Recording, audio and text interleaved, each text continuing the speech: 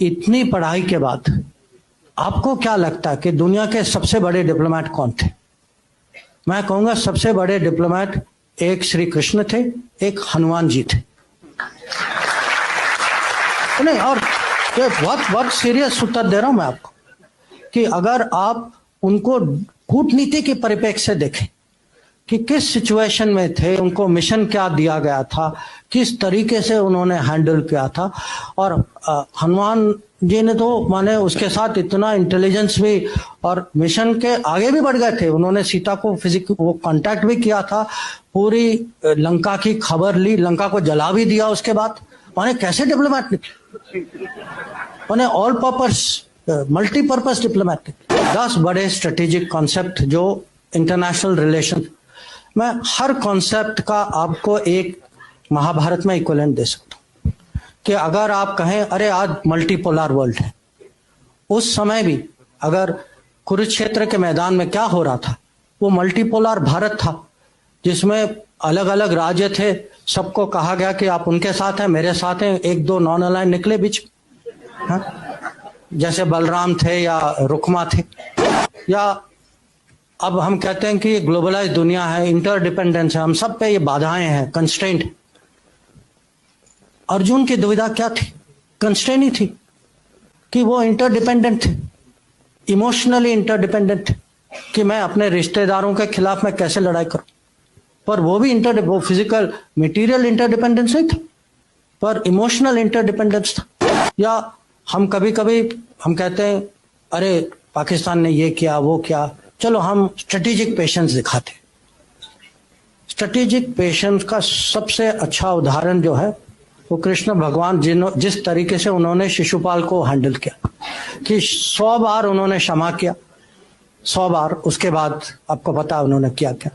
या आजकल ये टर्म आया है रूल्स बेस्ड ऑर्डर, हाँ, कि एक मर्यादा होती है देशों के बीच में जो राजनीति में कि आपस में कुछ ऐसे कानून होते हैं, कुछ रूल्स होते हैं।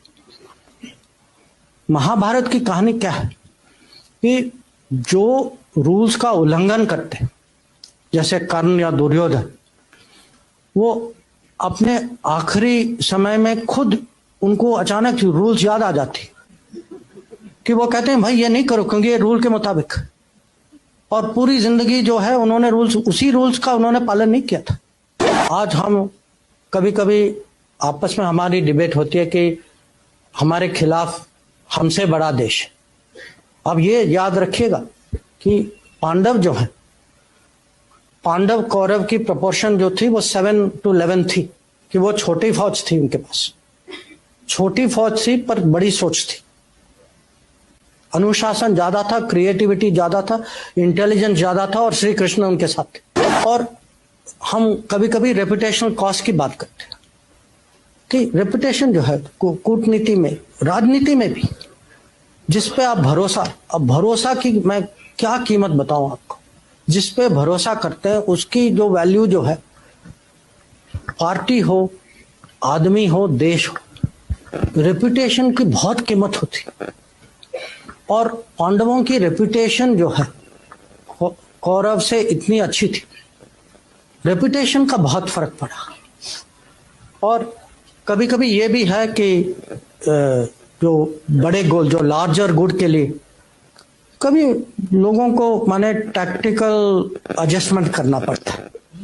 और ये भी इसके बहुत उदाहरण जो युधिष्ठिर ने अश्वत्थामा के बारे में कहा, और स्ट्रेटेजिक डिसेप्शन, जो जब कृष्ण भगवान ने सूर्यस का एक किस्म से इल्यूजन क्रिएट किया तो जयद्रथ को लगा कि वो बच गए। हम जो हैं इतनी माने आसानी से ये शब्द लेते हैं, Trojan horse, Achilles heel, Gordian knot. अब ये कहां से आते हैं ये शब्द? किसी और के कथा से आते हैं। अब मुझे उससे कोई दुश्मनी नहीं है, मैं भी वही कथा पढ़ता हूं, मुझे भी उसमें रुचि है, पर मैं हमारे देशवासियों को समझाना चाहता हूं कि भाई आप अपने बारे में भी पढ़िए, इसका भी महत्व समझिए।